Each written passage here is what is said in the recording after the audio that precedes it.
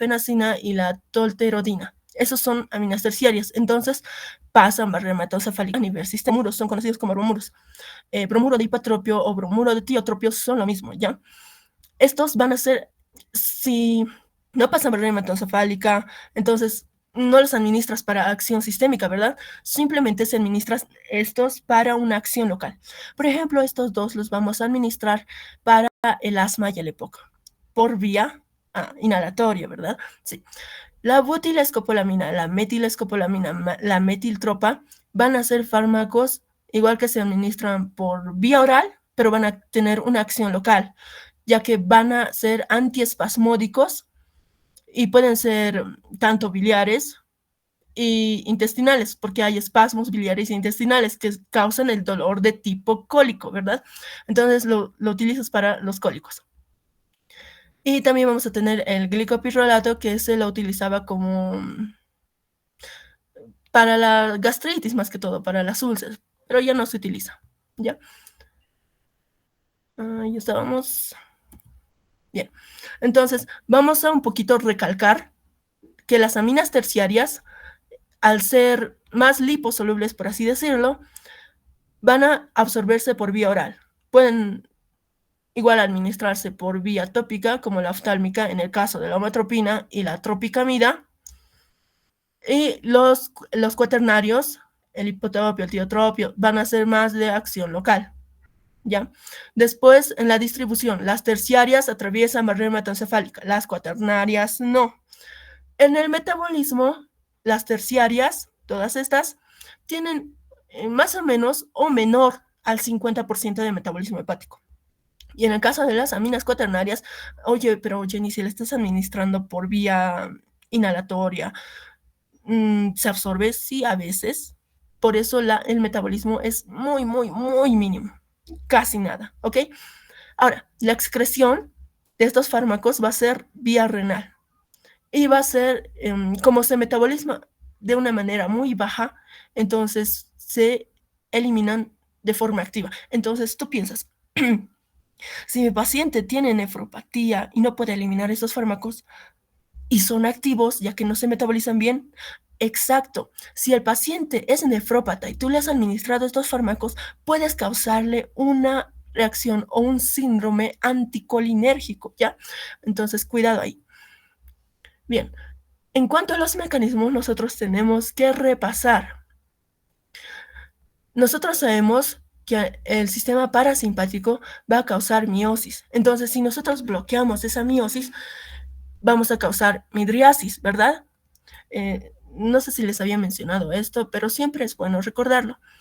El gatito hace midriasis. Cuando está con sus ojitos bien llenitos, es muy bonito, ¿verdad? Entonces, el gato hace midriasis para ser simpático. Es una memotecnia que tenía con mis amigos. Bien, entonces, la midriasis lo hace el simpático y la miosis el parasimpático. No te olvides, el gatito hace midriasis para ser simpático, ¿ya? Entonces, si nosotros bloqueamos esta acción de miosis del parasimpático, hacemos midriasis. Pero al hacer midriasis, nosotros tenemos que tener cuidado. ¿Por qué? Porque está desenfocando al paciente. Ya no puede ver normal. Y lo peor, nosotros podemos evitar que el humor acuoso se drene y podemos generar un aumento de la presión intraocular, lo cual es conocido como glaucoma, ¿ya? Glaucoma. Entonces, en estos fármacos es muy, muy importante que no le produzcas al paciente glaucoma. O que si tiene glaucoma, no le administres de una de estos fármacos, ¿ya? A nivel gastrointestinal, va a producir una inhibición de las secreciones, de todas las secreciones. Entonces, ¿qué te va a causar?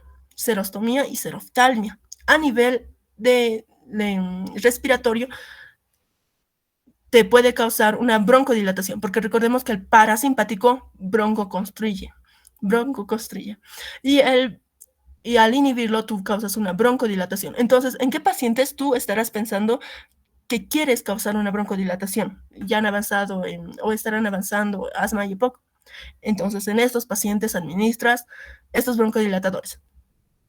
Bien, estos en el sistema parasimpático te causaba bradicardia. Si tú le administras estos fármacos, te va a causar taquicardia, que aumenta el crono, el dromo, el dromotropismo, ¿ya?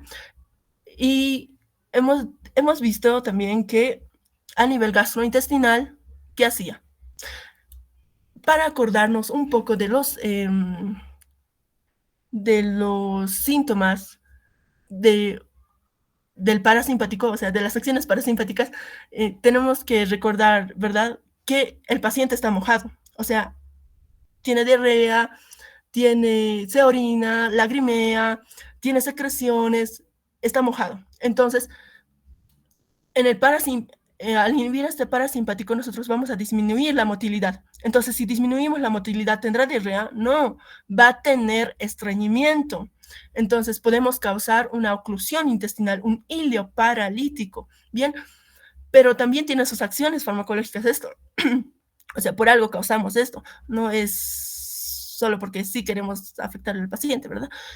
Ahora, a nivel urinario vamos a inhibir la micción. Vamos a inhibir la micción. Pero, Jenny, ¿para qué quiero inhibir la micción? Hay pacientes que no pueden controlar cuando van al sanitario. ¿Ya? Eso es la incontinencia urinaria. Pero hay que tener cuidado porque no funcionan los pacientes con hiperplasia benigna de próstata. Incluso hasta puedes empeorarlos.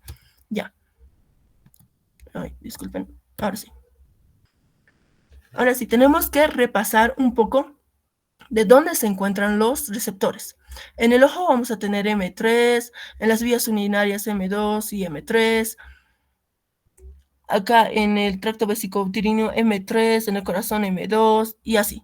Pero, ¿para qué, Jenny, quiero saber esto? No me sirve. No, sí te sirve, espérate.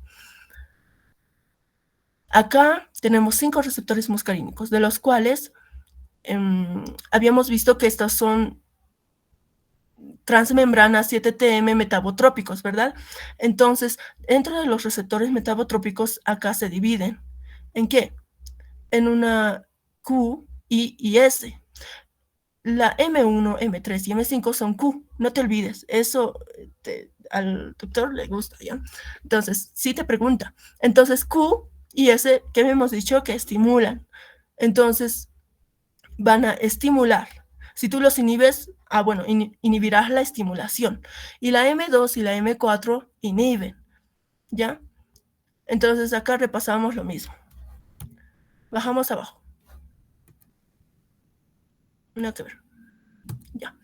Vamos a ir de lleno con la atropina, que es un fármaco no selectivo, o sea, se va a unir a todos los receptores por igual, pero si tú lo administras en dosis más altas, incluso se puede unir a los receptores nicotínicos, ¿ya? ¿Por qué estamos hablando de la atropina como tal y no de los otros fármacos a detalle? Porque la atropina es el fármaco prototipo. La atropina es el principal representante de los fármacos parasimpaticolíticos o antimuscarínicos, como tú quieras llamarlo, ¿ya? Es la estrellita de la noche. ¿Por qué? Porque la atropina puede salvar vidas, salva vidas, ¿ya? Se puede usar como preanestésico para inhibir la secreción bronquial que habíamos dicho en la anterior, que tú al intubarle al paciente generas daño. Entonces, ¿qué hace el paciente o qué hace la tráquea del paciente? Va a generar moco, va a generar secreciones. Entonces, con esas mismas secreciones puede broncoaspirarse, ¿ya? Y no solo por eso, también va a evitar que el paciente posoperatoriamente vomite o tenga náuseas. Ya. También se puede utilizar como antiarrítmico, pero ¿cómo antiarrítmico? Ya.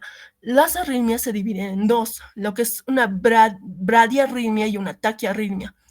Dentro de las bradiarritmias se puede usar la atropina. ¿Por qué? Porque habíamos dicho que aumenta el dromo y el cromo, el dromotropismo, ¿verdad? Te causa taquicardia. Entonces, ¿en qué dosis le administras? De 0,4 a 0,1 miligramos cada hora, hasta mejorarlo al paciente. También te sirve para intoxicación colinérgica y hasta aquí estamos viendo dos situaciones que ponen en riesgo la vida del paciente. O sea, la atropina es una joyita, ¿ya? La intoxicación colinérgica, y recordamos, estoy mojado, el paciente está llorando, tiene secreciones, está babeando, se ha orinado encima, tiene diarrea, bien. Entonces, tiene bradicardia, el paciente puede morir. Entonces, ¿tú qué haces? Le administras de 1 a 2 miligramos intravenosa cada 5 minutos hasta ver signos de tropinización. Intravenosa, rápido. Pero vamos a ver más adelante cuáles son los signos de tropinización, ¿bien? O le puedes administrar de 2 a 5 miligramos, pero cada 10 minutos. Igual, añades pralidoxima. Ahora, también podemos administrarlo en hipermotilidad del intestino delgado. Esto igual, porque habíamos dicho que disminuye la motilidad. La atropina, si no nos queda claro que es una joyita, también se puede administrar por todas las vías. Mira, se puede administrar por vía oral, intravenosa, incluso tópica. Es la diosa de la noche, ¿ok? Ahora vamos a ver cada una de las indicaciones. Esto es muy importante, este cuadrito. Vamos a ver el uso y la patología y qué fármaco utilizas para tal patología. Habíamos dicho que el bipirideno se utiliza para el Parkinson. ¿Por qué? Porque inhibes la secreción que tienen los pacientes y además inhibes los síntomas extrapiramidales que tiene el Parkinson. Por ejemplo, los temblores. Y acá el bipirideno igual inhibe la recaptación de dopamina. ¿Ya? Entonces es mucho más efectiva. Aparte del pipirideno, tenemos la benztropina y el trixifenildilo. Estos igual son antiparkinsonianos. ¿Pero quién se utiliza más? El bipirideno. En segunda, la benztropina. ¿Ya? Intoxicación colinérgica, la atropina. Pero hay que tener cuidado de no intoxicarlo con atropina, porque hay un síndrome colinérgico y un síndrome anticolinérgico, ¿ya? Que lo vamos a ver más adelante también. Ya.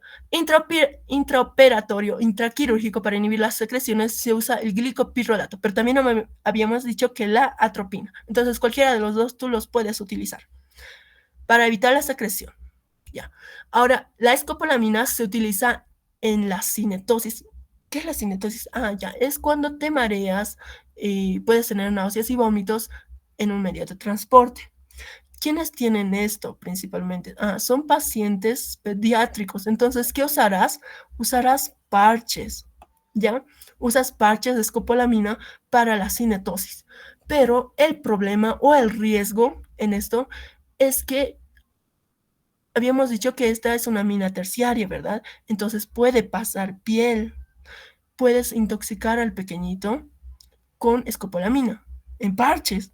Sí, y le puedes causar un síndrome anticolinérgico. Examen de fondo de ojo. El examen de fondo de ojo, ahorita, el examen de fondo de ojo se hace con la omatropina y la tropicamida. ¿Quién de los dos es el más predilecto? La tropicamida. ¿Ya? Aquí estábamos hablando otra vez de la escopolamina. Vamos a ver. Acá está. La tropicamida. ¿Por qué se utiliza más la tropicamida? Porque es rápido y eficaz. Y además que cuando tú la administras dura poco tiempo. Y tú no quieres que el paciente esté todo el día con una midriasis que le causa fotosensibilidad, ya aparte no puede ver el paciente, ¿verdad? Entonces, el de predilección para el examen de fondo de ojo es la tropicamida. Y el ciclopentolato igual se utiliza como fármaco para examen de fondo de ojo, pero se utiliza más en casos de abrasión corneal, ¿ya? Y a tu pacientito que le has puesto tropicamida, tienes que decir que se cuide del sol, porque causa una fotosensibilidad terrible, ¿ya? Acá después vamos a ver en asma y EPOC también podemos usar estos fármacos. ¿Y cuáles son esos fármacos que utilizamos? Pues el hipatropio y el tiotropio. Y habíamos dicho que también son el bromuro de hipatropio y bromuro de tiotropio. Entre el asma y el EPOC, se utiliza más en el EPOC. ¿Pero por qué? Porque en el asma lo que se utilizan más son los corticoides, como la fluticasona. En el EPOC sí se utilizan los broncodilatadores. Y en los broncodilatadores hay una amplia gama de broncodilatadores, que aquí lo vemos, que se dividen en los de acción larga. Ustedes van a escuchar, o tal vez ya han escuchado, y van a ver Sama, Lava, Lama, Sama. O sea, es genial, ¿ya? Entonces, vamos a ver acá que los broncodilatadores, esto a modo de repasar, se van a dividir en dos, unos de acción prolongada y otros de acción corta. Los de acción prolongada, a su vez, se pueden dividir en otros dos, los que actúan a nivel del sistema adrenérgico y los que actúan a nivel del sistema muscarínico. Lo mismo pasa con los broncodilatadores de acción corta. Entonces, ¿qué significa LABA? Significa agonista beta 2 adrenérgico, ¿ya? De acción larga. Este L es long, ¿ya? Y este S es short. Entonces, acá en SABA significaría agonista beta 2 adrenérgico short, o sea, de acción corta. Y acá vemos que los LABA son el salmeterol, el formoterol y el indacaterol. Y acá en los de acción corta son el salbutamol y la terbutalina. Entonces vámonos a nuestro tema. Acá. Acá igual es long. Es un antagonista muscarínico de acción larga. Acá está mal, es larga, ¿ya? Entonces, ¿cuál es el fármaco que usamos principalmente acá? El tiotropio, que tiene una duración de 24 horas.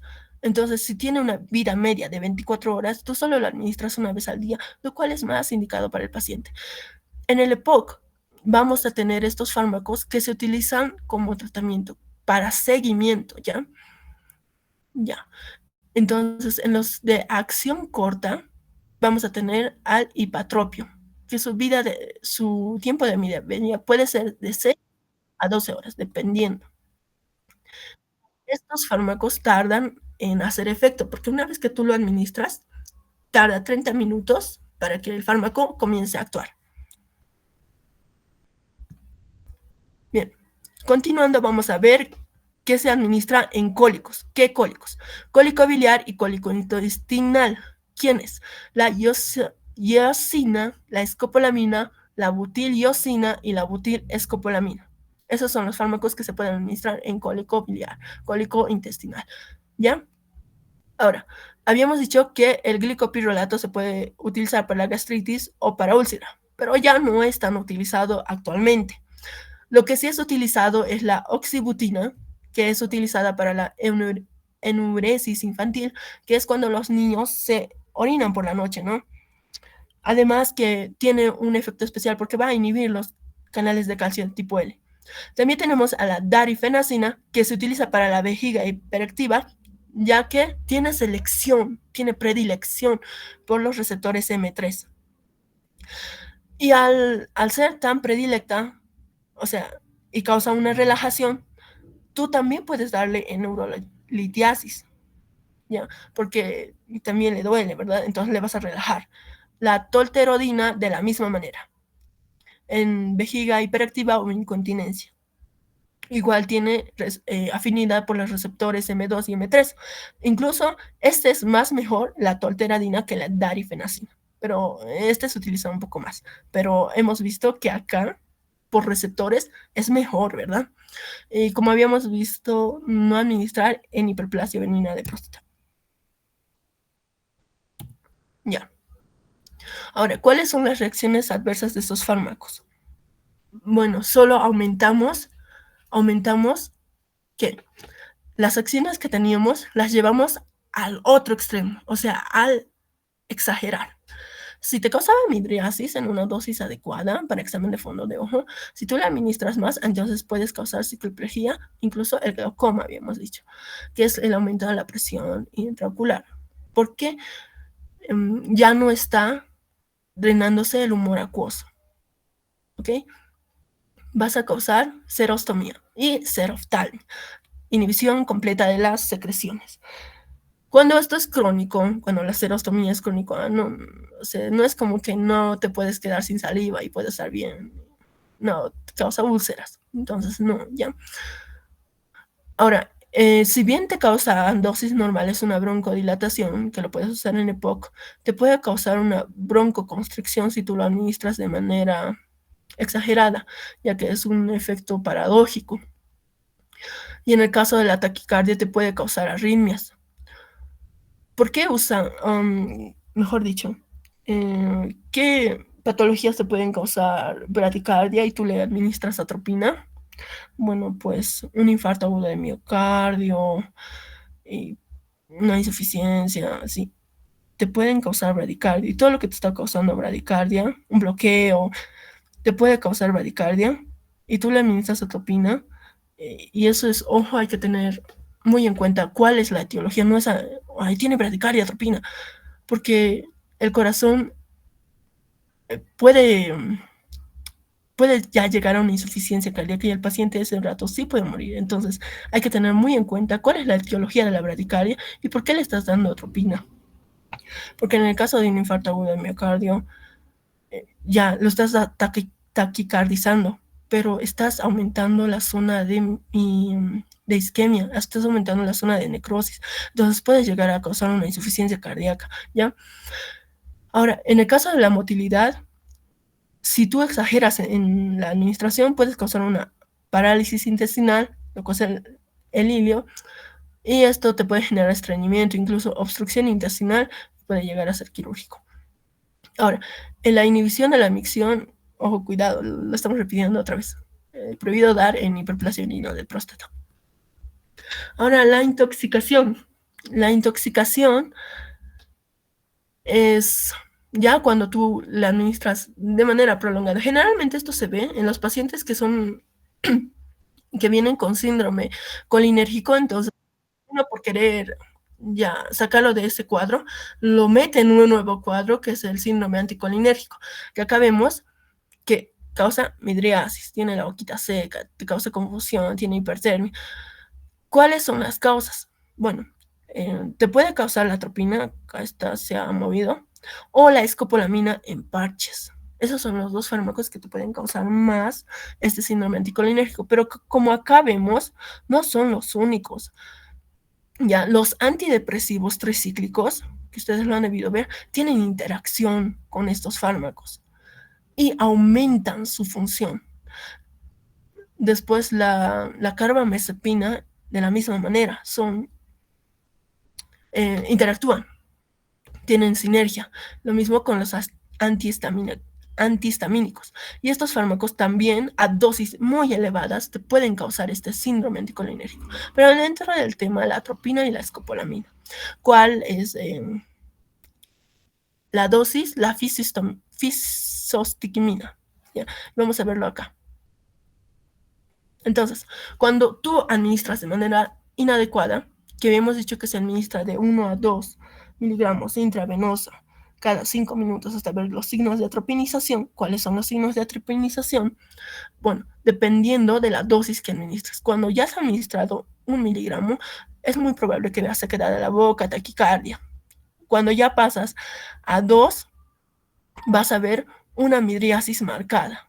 Todo lo demás, más una midriasis marcada. A 5 miligramos ya hay dificultad deglutoria y disminución de la motilidad gastrointestinal. Y a los 10 miligramos, seguro, ya está en un síndrome anticolinérgico, ¿ya? Porque ya hay efectos a nivel del sistema nervioso central. Tiene alucinaciones, delirio y coma. Entonces, así resumiéndolo, vamos a ver este memotécnico, que es que el paciente está loco como una cabra, rojo como remolacha, ciego como un murciélago, seco como el hueso y caliente como el infierno. Loco como una cabra, ¿por qué? Porque ha llegado hasta el nivel del sistema nervioso central. Lo has inhibido al paciente. Rojo, porque por la vasodilatación. ¿Ya? Ciego por la cicloplegia, por la midriasis, seco con hueso por la serostomía, porque le has inhibido todas las secreciones. Entonces ya no está produciendo secreciones, está sequísimo el paciente. Y caliente igual, por la vasodilatación y por la taquicardia. Pobre Homerito. Ya. ¿Cuál es el antídoto? Habíamos dicho que es la fisostigmina, de 1 a 2 miligramos intravenosa. En 5 minutos, o sea, esto lo tienes que administrar de forma lenta, en 5 minutos, no todo de golpe, disculpen. Ya. ¿Qué es lo que quiero que recuerden? Les recomendaría que se hagan estas tablitas donde tengan la intoxicación y el antídoto, porque estas son preguntas de residencia. ¿Cuál es el antídoto? Digamos, ¿cuál es la intoxicación? En una intoxicación por fármacos colinérgicos, ¿cuál es el antídoto? Atropina. Y en otros casos, administras pradioximamas. Y en el caso de un síndrome anticolinérgico, la fisostigmina. Y en el caso, y así van a seguir aumentando. Entonces, todo el año agarren intoxicación, antídoto, intoxicación, antídoto. ¿Ya? Esa es la recomendación. De acá, lo que tienen que saber sí o sí es la tabla que está arriba, porque eso es pregunta de examen. O sea, está más fácil, no sé dónde. No sé dónde. ¿Sí? Ahí está, esta tablita. Ya. Entonces, vamos a pasar al siguiente tema. Me indica si se ve pantalla, por favor. Creo que solo estoy compartiendo una pantalla. Voy a tener la presentación. Ahora sí. Ahí está. Vamos a continuar con el tema de anestésicos generales. Acá he visto su teórica de la doctora. Realmente muy buena doctora les ha tocado. Y felicitaciones, ¿no? Qué suerte los chicos que tienen a esa doctora, a la doctorita que ha dado el tema. No me acuerdo su nombre, ¿ya? Entonces, acá vamos a ver lo mismo que hemos visto en el anterior, solo que algunas pautas más. Por lo que he visto, su doctora tiene afinidad más por la historia. Entonces, ojo, cuidadito, les pregunte algo de sus autores, de los descubrimientos, ¿no? Entonces, acá está que William Morton en 1846, gracias con el éter, ha realizado la primera cirugía con anestesia general, ¿verdad? Eso nos dijo. Ahora, ¿qué es un anestésico general? Es un fármaco que te va a causar depresión controlada y reversible de las funciones del sistema nervioso central. Ahora, esto es inducida por estos fármacos, obviamente. ¿Ya? Esto es para el bienestar del paciente. Ahora, acá te mencionaba la doctorita que tienes 5 pilares para la anestesia general. La hipnosis, la amnesia, la analgesia. Acá yo le he puesto bloqueo neuromuscular. Acá es lo mismo, parálisis neuromuscular o relajación, es lo mismo. Y aquí, protección de la respuesta vegetativa.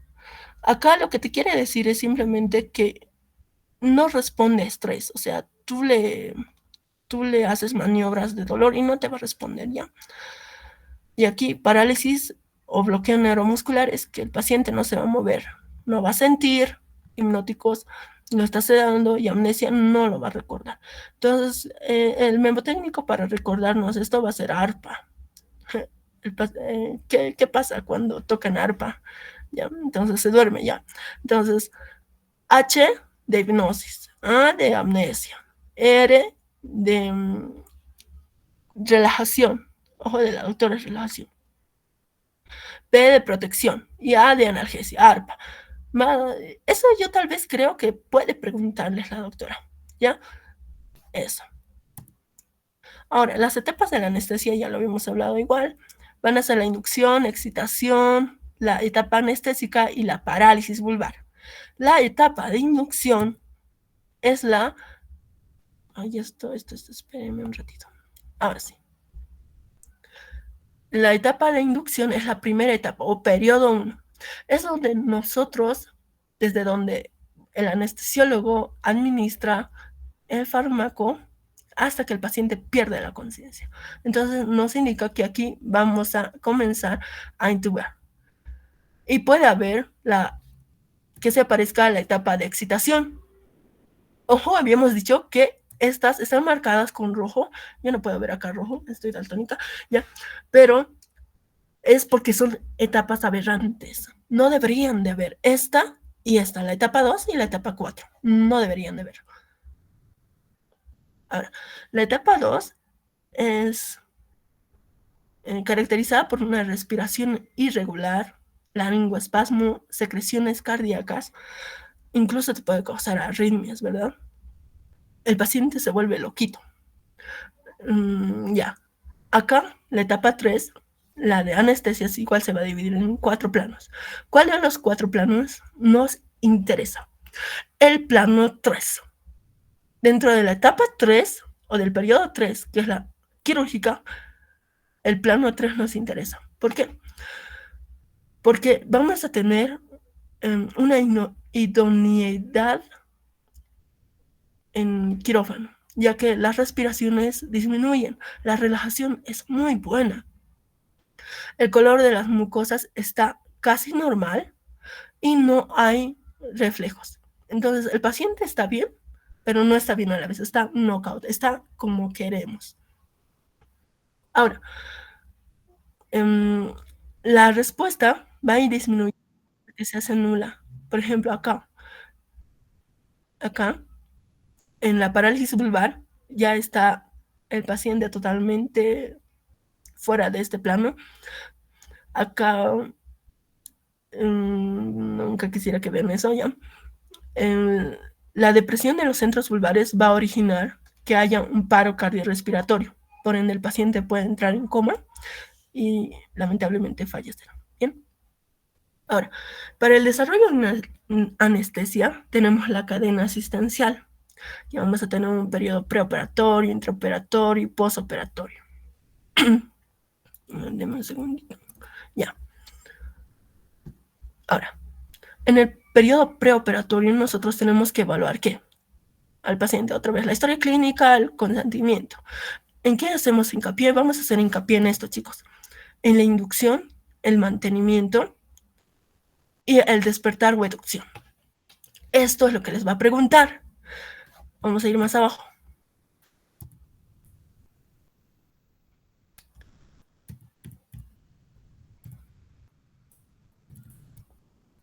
Aquí está. Esto es lo que les va a preguntar la doctora. ¿Qué fármaco se utiliza en mantenimiento? ¿Qué fármaco se utiliza en inducción? ¿Qué fármaco se da? ¿Qué fármaco? Y acá está. Y lo vamos a revisar más adelante. Entonces, eso les va a preguntar. Eso dijo que les va a preguntar. Entonces, cuidado ahí. Entonces, tenemos 3 fases. La fase de inducción, cuando nosotros le administramos al paciente hasta que pierde la conciencia. La fase de mantenimiento es cuando el paciente ya está inconsciente hasta que termina la cirugía.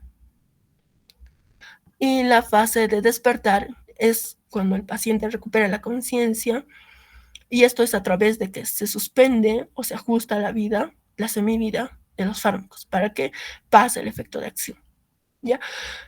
Dentro de la inducción vamos a tener fármacos intravenosos y fármacos inhalatorios.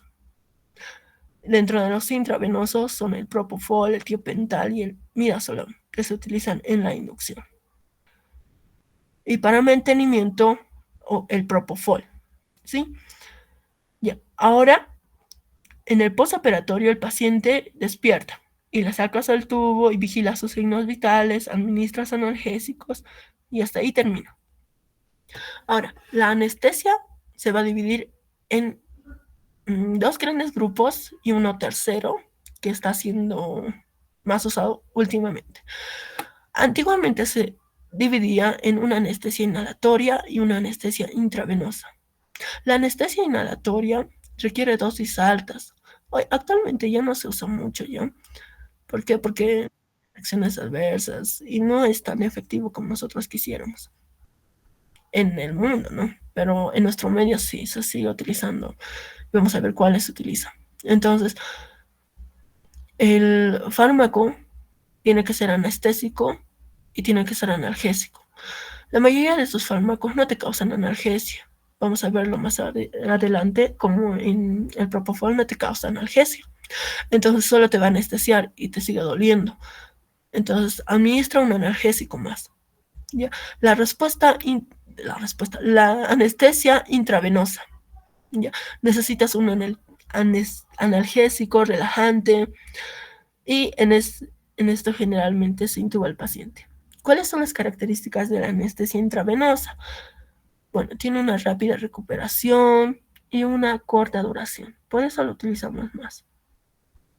La anestesia balanceada, que es lo que hoy en día ya se está utilizando más, nos indica que se administra un anestésico inhalatorio y un anestésico intravenoso. ¿Esto para qué?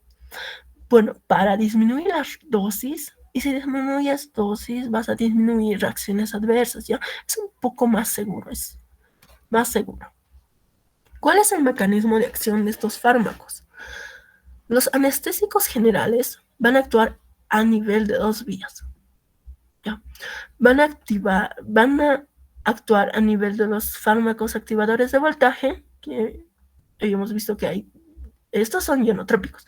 Y hemos visto que hay dos tipos de ionotrópicos, activados por voltaje y activados por ligando.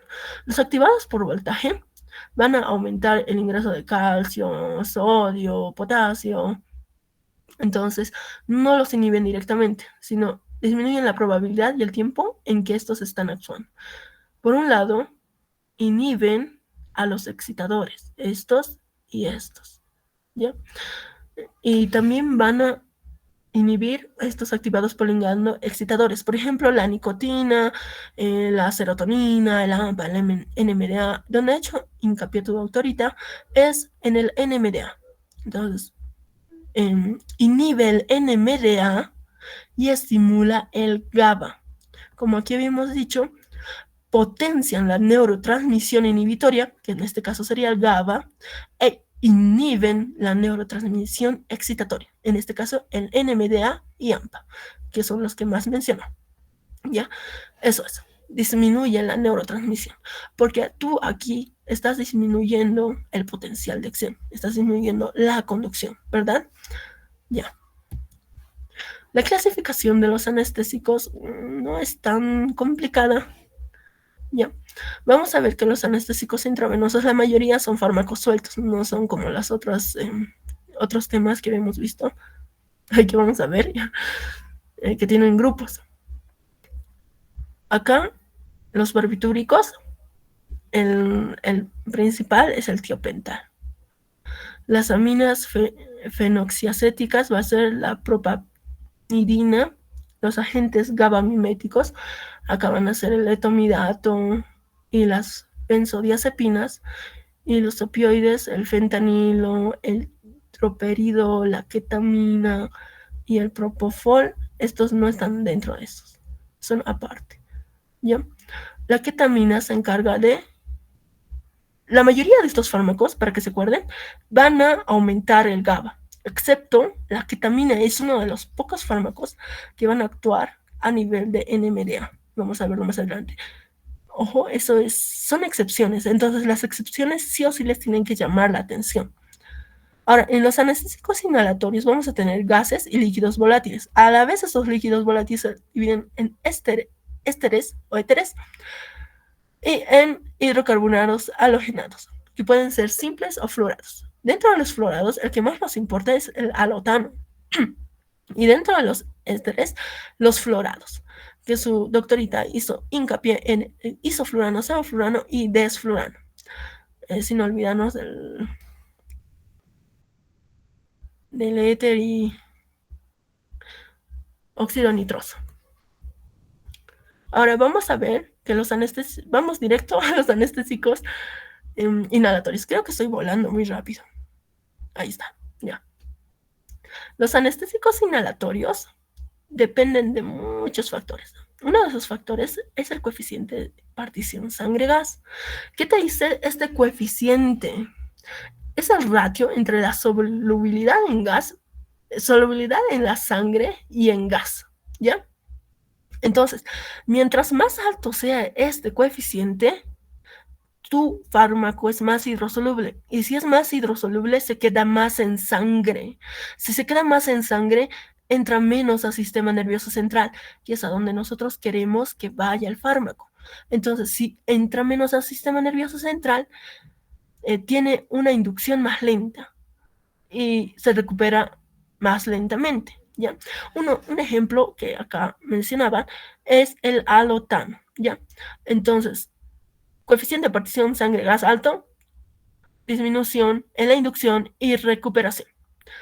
Ahora, si el coeficiente de partición gas es bajo, es decir, que es más liposoluble, entonces, ¿quién le gusta? ¿Dónde hay grasita? Ya, en el cerebro, ¿verdad?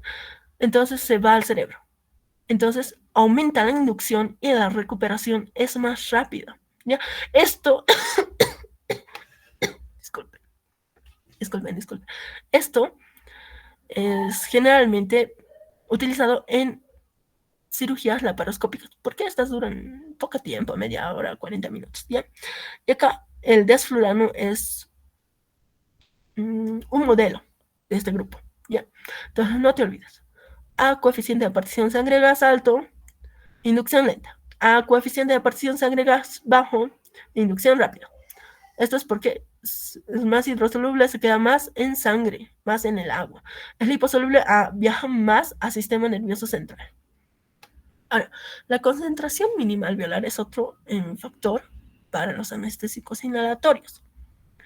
La concentración, esta nos quiere decir que es una concentración mínima de un anestésico que inhibe la respuesta a un estímulo quirúrgico en un 50% de los pacientes. De un 100%, de un 100%, digamos, de pacientes que tengas, ¿a qué dosis se han dormido y han respondido a tus pacientes? La mitad de tus pacientes. Eso te quiere decir. Y también tiene correlación con la dosis y con la potencia del fármaco. Entonces, acá es igual, casi lo mismo que esto. Hemos dicho que si es hidrosoluble se queda en sangre, ya no pasa al sistema nervioso central. Si es liposoluble se pasa a nivel sistema nervioso central y ya no se queda en sangre, pasa, ¿verdad? Lo mismo es acá. Si el coeficiente de alveolar, de concentración alveolar mínima, la concentración alveolar mínima es alta, o sea, si se queda más en pulmón se está absorbiendo menos, entonces la potencia es menos. Si el coeficiente de si la concentración alveolar mínima es baja, o sea, que en pulmón, cuando tú los administras, está poquito, es decir, que ha pasado más a sangre, entonces tiene una alta potencia, ¿ya? Eso te quiere decir, a concentración alveolar máxima, potencia mínima, a concentración alveolar mínima, potencia máxima. Listo. Ahora, ¿cuáles son las características de un anestésico inhalatorio ideal? Y la mayoría de los que vamos a ver más ratitos tienen estas características. No tienen que ser inflamables. Porque vi un caso donde le habían administrado a un paciente un inhalatorio inflamable, hubo cortocircuito en cirugía y ¡pam!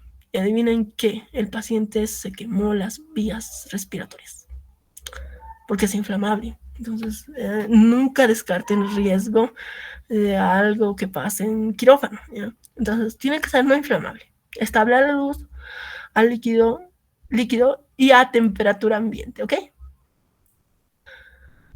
Tiene que tener un bajo metabolismo o prácticamente nulo, no tiene que ser tóxico y el coeficiente de solubilidad sangre-gas tiene que ser mínimo. ¿Por qué? Si es mínimo, es más liposoluble, pasa más rápido, ¿verdad? Eso habíamos dicho.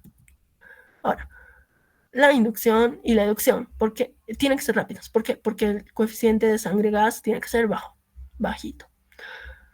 La potencia tiene que ser elevada. Eso te quiere decir que a mayor potencia, concentración alveolar mínima. Eso es. Muy bien.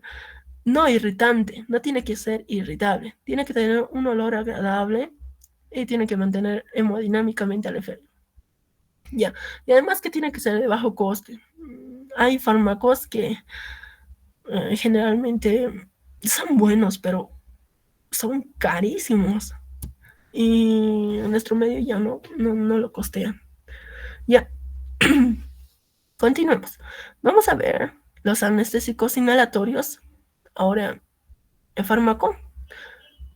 Vamos a ver primero el alortano. Es no inflamable, entonces son características de un fármaco inhalatorio ideal. Es volátil, tiene un olor agradable. Es genial, ¿no? Vamos a ver que no tanto. Ya, se administra igual por vía inhalatoria, pasa barrera hematocefálica, tiene oxidación y conjugación, eliminación por vía renal casi mínima. Ahora, una perlita de acá, es que inhibe la actividad uterina, ¿ya? Inhibe. Entonces, a los pacientes que llegan y tienen amenaza de parto prematuro, pues puedes ponerles alotano. No es 100% en regla, pero sí puedes ponerle, porque inhibe la actividad uterina. ¿Qué pasó aquí? Ya. Acá está. ¿Cuáles son sus acciones farmacológicas? Es hipotensión. Ojo, ojo, ojo. Estas cositas, o sea, tú vas ahorita una tablita y pon alotano. Y aquí pon un corazoncito. ¿Ya? Esto deprime el sistema cardíaco. Depresor. Es arritmogénico y sensibiliza frente a la epinefrina. Y después acá al lado te pones un pulmoncito. Y acá broncodilatador. Ya. Aumenta o estimula la broncodilatación. Acá la pones, broncodilatación. Y acá lo pones sistema nervioso central y depresor del sistema nervioso central. Solo con flechitas. Ya, eso hacerlo ahorita. Alotam. Disminuye la frecuencia cardíaca. Broncodilata. Depresor. Eso. Porque todos los fármacos vamos a ver así. Y ya tienes que tener tu tablita hecha. Porque eso, o sea, es más correlación este rote. Ya no es como el rote pasado. Este rote es un poco más complicado. Y el que viene van a ser más complicados. ¿Ya? Y sus tablitas les van a salvar la vida. Ahora, mantenimiento. Se utiliza en mantenimiento de la anestesia general. ¿Ya? Y en anestesia pediátrica. Sí se puede utilizar en anestesia pediátrica, pero la elección es la ketamina. Ojito, acá, pediátrica. ¿Quiénes son los dos fármacos que se utilizan en inducción pediátrica? Ya, ketamina y alotam. Listo. O sea, preguntas así les van a venir. Ahora, una pregunta. ¿Esto es hepatotóxico? El alotano es súper hepatotóxico y puede causarte hipertermia maligna también por daño en estos genes. ¿Ok? Pero ojo, las cositas que están marcadas, no te olvides, ¿ya? Ahora, vamos al sevoflurano. El sevoflurano igual tiene una baja concentración minimal molar, lo cual hace un fármaco ideal, tiene un olor agradable, no inflamable. Son fármacos ideales estos, por eso los utilizamos. De la misma manera va a ser administrado por vía inhalatoria, no pasa para la hematoencefálica, es metabolizado por el hígado, pero al metabolizarse genera un compuesto, el compuesto A, y este compuesto va al riñón y se precipita, se acumula en el riñón, entonces es nefrotóxico, ¿ya? Este se va a utilizar en la inducción. Los efectos cardiovasculares son casi mínimos, casi nada. Entonces, acá en tu tablita lo pones sevoflurano. Efectos cardiológicos, ¿dónde estaba tu corazoncito? Casi nada, ¿ya? Ahí. Ya. La inducción. Esta se puede utilizar en inducción y en pacientes asmáticos, ¿ya? Ahora, es nefrotóxico. Puede causarte hipertensión endocranial. No te olvides, hipertensión endocranial y es nefrotóxico. Entonces, a pacientes nefrópatas y hepatópatas no le des anestésicos inhalatorios. Es mejor darle un anestésico IV, que es el propofol. Se lo puede dar a pacientes hepatópatas y nefrópatas. Ahora, el óxido nítrico, un inhibidor del NMDA, se utiliza generalmente no en la paroscópica, lo mismo que tu doctorita le ha dicho. Esto memorízate, por favor, porque tenía un cuadrito especial y yo digo, eso sí, ¿ya? Te puede causar anemia megaloblástica por disminución de la vitamina B12. Mil disculpas, estoy muy enfermito. Ya. Y también es teratogénico, eso nos indicaba la doctora. Ahora, dentro de la anestesia intravenosa, tiene igual características.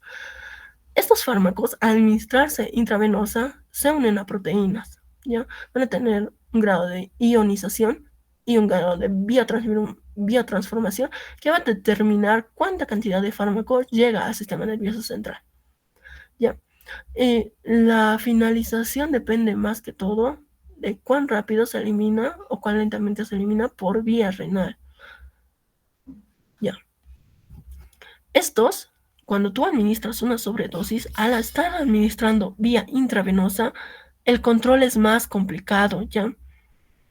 Y la mayoría de estos no producen relajación muscular ni analgesia. Ojito ahí. casi no producen relajación muscular y analgesia. Entonces, ¿qué harás? Los administrarás con analgésicos y relajantes musculares, ¿verdad? Ya. Ya. Esto es más cómodo para los pacientes porque tú le administras y ya a los pocos minutos ya está dormido el paciente. En cambio, los anestésicos inhalatorios, el paciente está han de vivir en las películas. Los objetivos de estos fármacos intravenosos son la pérdida de conciencia, ausencia de la respuesta y no respuesta a la orden verbal. En general, sin respuesta, ausencia de la respuesta. Bien, vamos a ver cada fármaco acá, de manera muy didáctica. Acá, tu doctorita nos mencionó esto, que es que, oye, cuidado con los pacientes que tienen alergia al huevo. ¿Por qué? Porque puede causar una reacción cruzada con el propofol. ¿Ya? Esto se utiliza en inducción. En inducción, no te olvides. Acá está, inducción y mantenimiento. Inducción y mantenimiento. Entonces, en tu tablita le pondrás inducción y mantenimiento. También puede utilizarse como anticonvulsivante y antioxidante. Se administra vía intravenosa. La distribución es rápida, el metabolismo es rápido y la eliminación es por vía renal, por vía de la orina. Este fármaco se administra, tiene mayor velocidad de recuperación. ¿Por qué? Porque tiene una corta duración, es más suave, ya que evita náuseas y vómitos. Y esto es lo que les decía, puedes administrar a nefrópatas y hepatópatas, ¿ya? Esto es clave, puedes administrar. Ahora, acá en tu tablita pondrás, ¿qué pondrás? ¿Qué te causa una bradicardia? Disminuye la acción o la respuesta cardíaca, disminuye la respuesta respiratoria y disminuye la presión intracraneal, que es lo que va a aumentar la mayoría de los fármacos. Ya. Acá vamos a ver a la ketamina. Habíamos dicho que la lotano también se puede administrar en pacientes pediátricos. Entonces, ¿qué fármacos se pueden administrar en pacientes pediátricos? El alotano y la ketamina. Acá en el propofol te dice que puedes dar en radioterapia para niños. Pero ojo, radioterapia te está diciendo, no te está diciendo anestesia general. ¿Ya? Ya. Ay. Este fármaco, su perlita, es que puede administrarse por todas las vías. Todas las vías. Y al ser un inhibidor del NMDA, te causa amnesia disociativa. ¿Ya? Ojo, esto igual. Ojito. Pregunta. Eso. Ya. Al igual que todos los fármacos, la mayoría de sus fármacos pasa por hematoencefálica. Se oxida y se conjuga. Y acá. Este disminuía la respuesta cardíaca y la respuesta respiratoria. Acá te aumenta, te causa taquicardia, hipertensión, broncodilatación, cialorrea y aumenta el consumo de oxígeno. ¿Ya? No debes dar en hipertensión arterial, psicosis, glaucoma y eclampsia. Ahora, este se administra o se da para inducción. Se puede dar como antidepresivo, nos dice, pero no mucho. No hay estudios recientes. ¿Ya? Y tiene le puedes dar en pacientes que tienen riesgo de hipotensión y en asma. ¿Por qué? Porque te causa broncodilatación, porque te causa taquicardia, aumentas la función cardíaca, cosa que no pasaba con el propofol. Entonces, si tiene hipotensión o asma y le das propofol, entonces lo empeoras, ¿verdad? Entonces, en pacientes pediátricos, no te olvides, ¿ya? Eso es en cuanto a la ketamina. Son cosas puntuales que tienen que saber de acá. Aquí está, ya. El etomidato es otro GABAérgico. El midazolam GABAérgico. ¿Ves? La mayoría son GABAérgicos. Propofol, GABAérgico. GABAérgico. GABAérgico. ¿Quién de los anestésicos intravenosos es inhibidor del NMDA? La ketamina. Pregunta de examen, chicos. Los demás son GABAérgicos, excepto este.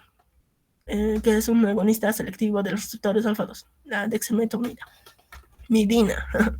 Ya. Ahora sí, vamos con el etomidato.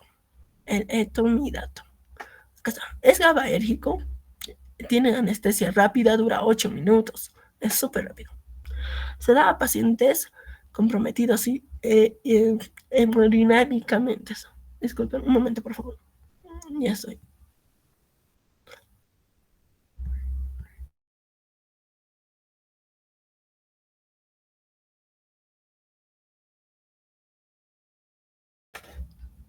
Se da a pacientes comprometidos hemodinámicamente. Los pacientes que tienen riesgo de hipotensión e infarto agudo del miocardio. ¿Por qué? Porque tiene efectos mínimos a nivel cardiovascular. Entonces, en tu tablita pondrás efecto cardiovascular mínimo. Te causa laringoespasmo. Efecto a nivel respiratorio, ahí le pones laringoespasmo. Y aumenta el consumo igual del oxígeno a nivel cerebral. Se utiliza ¿en dónde? Inducción. Ojito, inducción. ¿Ya? Ahora, sus reacciones adversas son la tos, el laringoespasmo, náuseas, vómitos, enrojecimiento, pero lo que te importa acá es lo que está en mayúscula. Insuficiencia suprarrenal. ¿Por qué? Porque inhibe la síntesis de corticoides. La insuficiencia suprarrenal, que lo van a ver más adelante, puede causar la muerte, ¿ya? Entonces, ojito ahí. El midazolam. El midazolam es una benzodiazepina. Es GABAérgico, al igual que los barbitúricos. Hacer una benzodiazepina también es relajante muscular, causa amnesia y sedación. Cuando tú le administras mucho benzodiazepinas, y ahorita puntito para quien me diga cuál es el antídoto de la intoxicación por benzodiazepinas. Ojo, yo estoy en avanzado ya. ¿Cuál es el antídoto de intoxicación por benzodiazepinas? A la una. Auxi, si no me equivoco, creo que es el flumacenil. Flumacenilo. Otra vez, por favor, no los escuché. Es flumacenil. Muy bien, muy bien. Ya, antídoto de intoxicación por beta bloqueantes.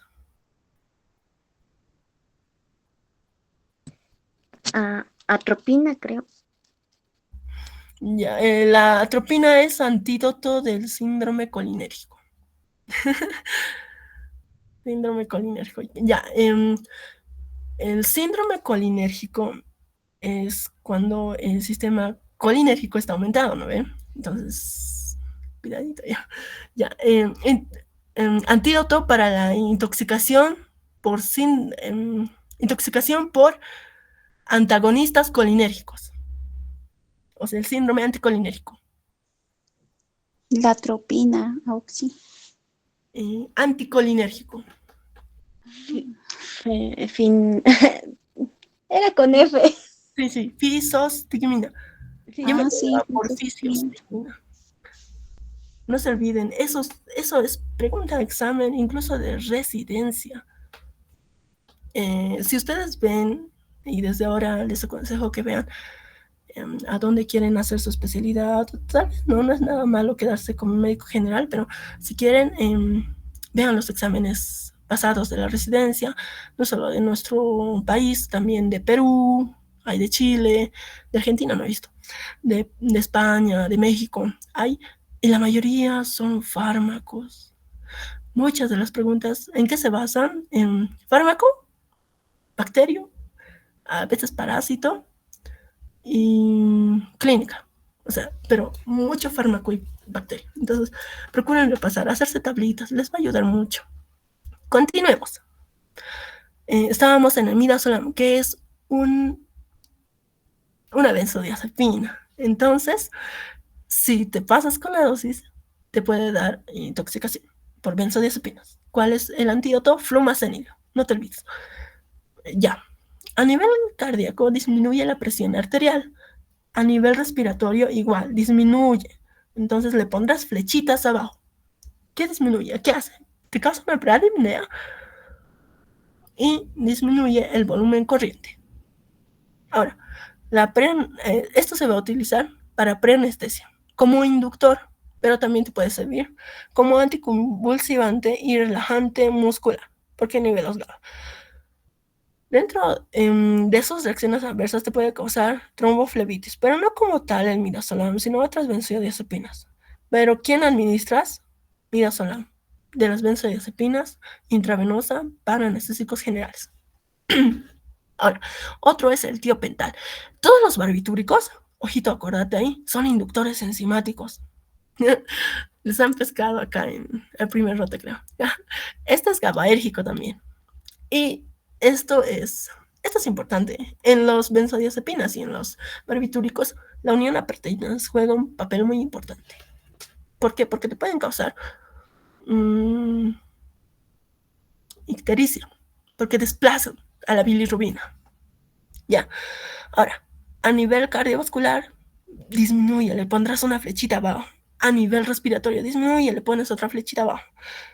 Te puede causar a nivel acá, a nivel del sistema nervioso central, te puede causar sueño e hipertonía vagal, ¿ya?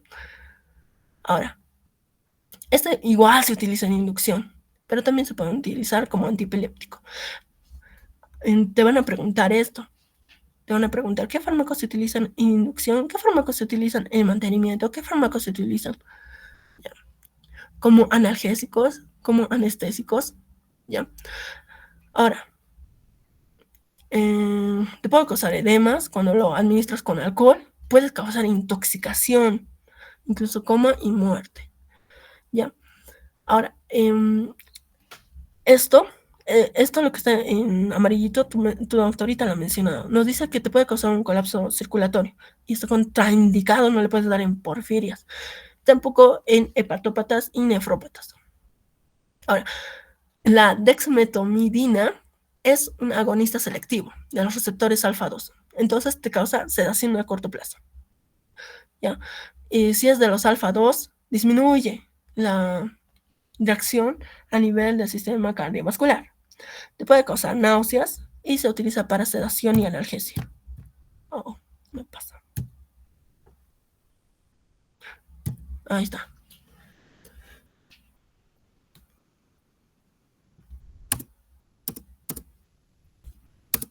Ahí está. Acá te estoy poniendo los fármacos. El propofol, ¿en qué se utiliza? Mantenimiento e inducción. No es analgésico. Acá te voy a poner. Acá. Ya. No es analgésico. El etomidato no es analgésico y te sirve en mantenimiento. La ketamina inhibe NMDA. Es analgésico. Eso es pregunta. Y lo usas en inducción y mantenimiento. Los barbitúricos son anestésicos y lo utilizas en inducción. Las benzodiazepinas, inducción. La dexmetomidina y sedación, ¿ya? Esta tablita, tómenla mucho en cuenta, ¿ya? Bien, con eso estaríamos terminando, muchachos. Siento haberme extendido. Bueno, no tanto, ¿no? Pero ahí está. Mañana a las 8 de la mañana voy a enviar igual un link para realizar la clase de anticonvulsivantes. Ahorita les voy a compartir aquí por este medio el Classroom, donde voy a subir un banquito de 6 preguntas sobre los 2 temas que estamos viendo ahora. Por favor, revisen el banquito. Son 6 preguntas. Revísenlo. Ya que... revísenlo, ¿ya? Entonces, hasta mientras, todos los que están presentes, anoten su nombre y mándenlo por el chat del grupo digo, de acá,